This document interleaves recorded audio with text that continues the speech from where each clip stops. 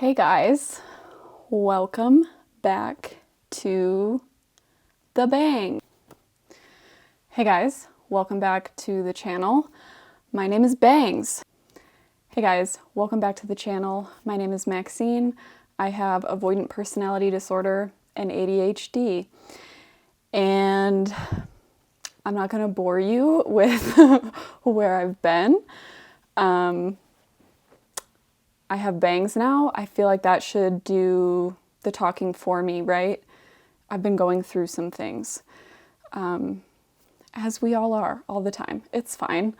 Anyway, today I finally want to talk about the other two cluster C disorders. We've talked extensively about avoidant personality disorder on this channel already, obviously. And we've talked about other personality disorders like schizoid and narcissistic personality disorder, and BPD, ones that have some overlap or sometimes a lot of overlap with AVPD, but are actually, those are all in different clusters. So AVPD is a cluster C disorder that is a anxious/fearful personality disorder. And there are two others in that category. And as I've said before, my sort of understanding of personality disorders in general is that they are sort of different manifestations of CPTSD, and with that, they aren't really a perfect science. So usually if you qualify, if you meet the criteria for one personality disorder, it's very likely that you will have some traits from other personality disorders. And this is especially true within the cluster. So if you have AVPD, if you suspect you have AVPD, you may have some of the traits from these disorders that we're going to talk about today as well. And what does that mean? Not much. It's just the more we can sort of be aware of what we're dealing with and sort of be able to pick out these traits in ourselves, the more aware we are, the better we're able to navigate what we're going through. With limitations, of course, but why not understand as much as we can? So with that, the other two cluster C personality disorders are obsessive compulsive personality disorder, not to be confused with OCD. OCPD is a personality disorder, as is dependent personality disorder, or DPD. So we're just going to talk about those criteria today. We're going to talk about, of course, my experience in context with my life, because that's all I can do. And yeah, let's just get into it. We're going to start with obsessive compulsive personality disorder, because this is one that I really have almost no overlap with. I don't really have any of these traits, maybe a couple of them, but they're like the more vague ones. Whereas DPD, I do have quite a bit of overlap there. So there are 8 criteria for OCPD, and usually in order to qualify, you need to have 5 of them or something. So number 1 is preoccupied with details, rules, lists, order, organization, or schedules to the extent that the major point of the activity is lost. So that's OCPD is, I think, what a lot of people that aren't as educated on mental disorders tend to think that OCD is, where it's just kind of like a tight butthole personality, right? Where you're just like very rigid and you like things to be a very specific certain way, and you get really hung up on punctuality and organization and having things the way that you want them. So that's sort of like the main feature of this personality disorder. Number 2 is shows perfectionism that interferes with task completion. For example, is unable to complete a project because his or her own overly strict standards are not met. Does this one apply to me? Kind of. Like I do kind of have perfectionistic tendencies in some ways. This is born of low self-esteem and feeling uncomfortable with failure, I guess, because that could lead to criticism or whatever else. Is excessively devoted to work and productivity to the exclusion of leisure activities and friendships, which is not accounted for by obvious economic necessity. So you're not a workaholic because you need to work to live. You're a workaholic because that's just what matters to you the most. And I could not relate to anything else less in my entire life. I don't work. I don't like to work. I don't care about work. Yeah. Is overconscientious, scrupulous, and inflexible about matters of morality, ethics, or values. Again, not accounted for by cultural or religious identification. I don't know. I feel like everybody has, well, maybe not everybody, but I feel like a lot of people have this to a subclinical degree, which I would consider myself as well. Is unable to discard worn out or worthless objects even when they have no sentimental value. This also could not relate to me less. I love throwing things away. In fact, I'm actually really trying to stop doing that so much, because I have thrown things away in a fit of minimalism many, many times in the past, that then I wish I hadn't done that later because I wish that I had that thing again. Is reluctant to delegate tasks or to work with others unless they submit to exactly his or her way of doing things. So this one, I do feel this. I definitely do feel this. I've always hated group projects because I never trusted anybody else to accomplish them properly. Watching someone else cook something or prepare a meal is excruciating to me for some reason, because it's just I understand that there are multiple ways to get something done, but in my mind, there actually isn't. There's one right way to do things. And I've always been quite rigid on stuff like that, and it hurts me to watch people do things in a different way than I would do them, because I feel like they're doing it wrong. Adopts a miserly spending style towards both self and others. Money is viewed as something to be hoarded for future catastrophes. Again, unfortunately, I don't know that one. I'm notoriously not very good with money. I blame the ADHD, because what good is having multiple mental disorders if I can't blame my flaws on them? And then finally, shows rigidity and stubbornness. This is the one that really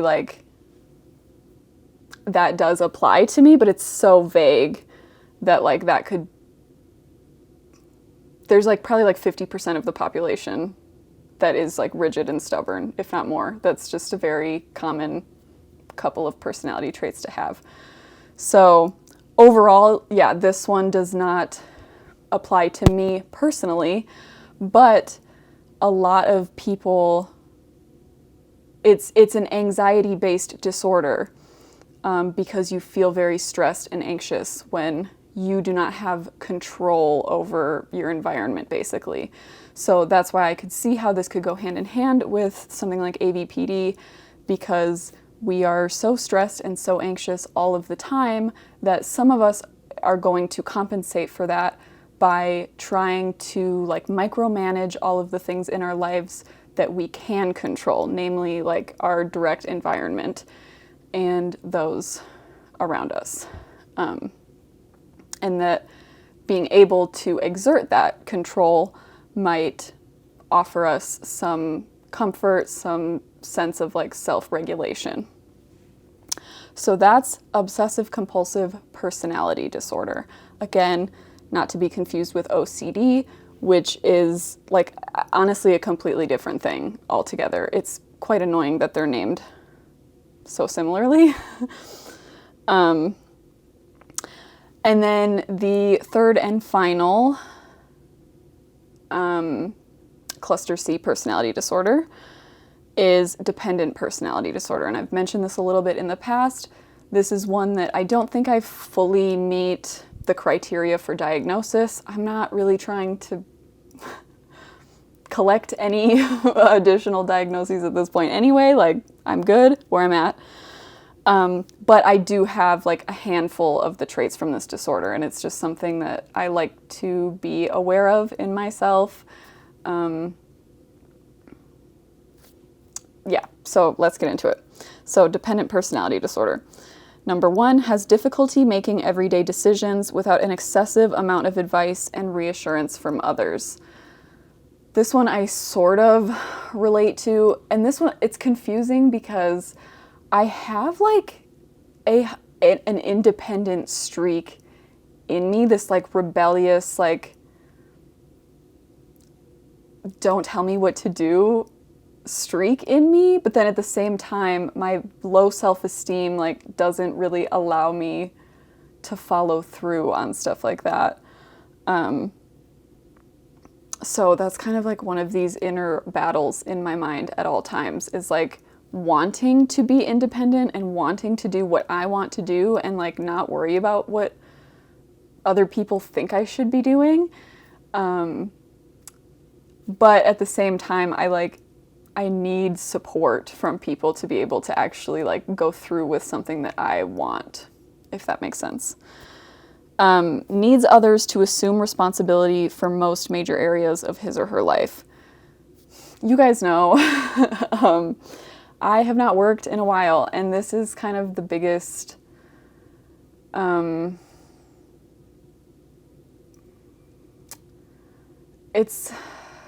don't even know what to say about it. It's like, it's a big problem. It's a big source of fear and anxiety for me. Feeling like I am now too old and too like not set in a career to ever be able to afford to support myself in this economy ever again. And the thought of having to be responsible for myself financially is like, basically feels like the end of the world to me. It feels absolutely impossible. Like there's no way that I could ever do that now. So that's the main thing. I feel like, and just the fact that I also struggle with a lot of like regular adult tasks, like running errands and hygiene and chores. Like I can do them, I do them eventually, but it's not easy. And yeah, it makes me feel like I'll never be able to balance everything that other adults are balancing. Has difficulty initiating projects or doing things on his or her own because of a lack of self-confidence in judgment or abilities rather than a lack of motivation or energy. And yeah, this is this is very true. This is like, it's like how I had these grand plans for that 30-day challenge in January, which I only did 15. It was a 15-day challenge, and I still didn't do it because I lack the confidence to do those things. And that is, I think, why I identify so deeply with dependent personality disorder as well as ABPD, because while the common thread under all three of them is anxiety, is like extreme anxiety, dependent personality disorder and avoidant personality disorder both have those really deep like confidence issues at the root, the lack of self-esteem. When you have such horrible self-esteem that you are diagnosed with avoidant personality disorder, then a lot of that lack of self-esteem is probably going to bleed into your ability to be fully independent. Sometimes. Not all the time. I know a lot of you guys in the Discord are taking care of yourselves and absolutely killing it. But for me, yeah, the lack of confidence really does kind of affect everything. Goes to excessive lengths to obtain nurturance and support from others to the point of volunteering to do things that are unpleasant. I don't fully understand what this means, if I'm being honest. If they mean doing things that are unpleasant. I mean, I've stayed in situations that are not good for me because of the support that I'm receiving in those situations. So I suppose if that's what they mean, or if that could qualify for that, then yes, that one tracks. Feels uncomfortable or helpless when alone because of exaggerated fears of being unable to care for himself or herself. So we kind of already talked about that. It's not that I don't fantasize about being alone. I fantasize about being able to take care of myself and being alone. But that feels impossible and therefore terrifying. And so the idea of actually being fully alone is too much. It's too much for me. I don't think I could handle it. Urgently seeks another relationship as a source of care and support when a close relationship ends. You guys know this is one of the things that some people with AVPD cannot understand about my situation, having literally pretty much not been single at all since I was 15 years old. But yeah, I can't not have somebody to support me. I also am fully aware that this specifically is born of daddy issues to some degree, because I choose partners that take care of me in the same way that my dad did, which is not emotionally at all. It's the making sure that I can survive. Yeah, supporting me financially, helping me with car trouble, getting me out of situations where I don't know what to do. They're a fatherly, there's a fatherly dynamic to the care that I seek in romantic relationships. And trust me, I don't like it either. It's weird, but that's just, it's a pattern. And I know some of you guys know exactly what I'm talking about. And then finally, is unrealistically preoccupied with fears of being left to take care of himself or herself. So do I mean a lot of these criteria. I thought it was half. Anyway, yeah, so for me, this one, it's the lack of self-esteem. It's very obvious to me. It makes perfect sense. I don't like it. And this one too, I feel is especially disappointing because I really was not always like this. When I was a teenager, a young adult, I had this momentum of independence where I was not afraid. I was inspired to be independent. I wanted to. I still was always seeking romantic relationships, but it wasn't until my mid, kind of early, I guess, but especially mid-20s where I suddenly was too afraid to even attempt to want to take care of myself anymore. It just became too scary. I feel I've talked before about accidentally making myself worse. I feel the longer that I the more that I was shielding myself from, the more responsibility I shield myself from and let others take on, the worse that this gets. And it's like the learned helplessness, all of that, it all plays a significant role in like who I am now, because it has changed. I've never been well. I've never been like, yeah, I've never been well. But there are levels, and there's been a progression, and I'm definitely way more dependent now than I was 10 years ago, which is frightening.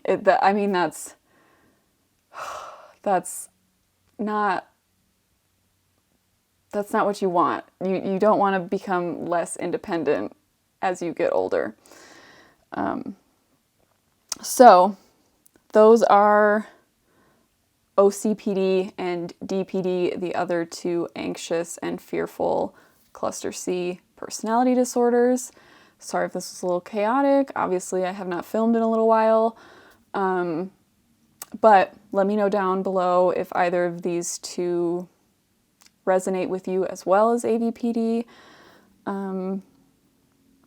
And thanks for watching.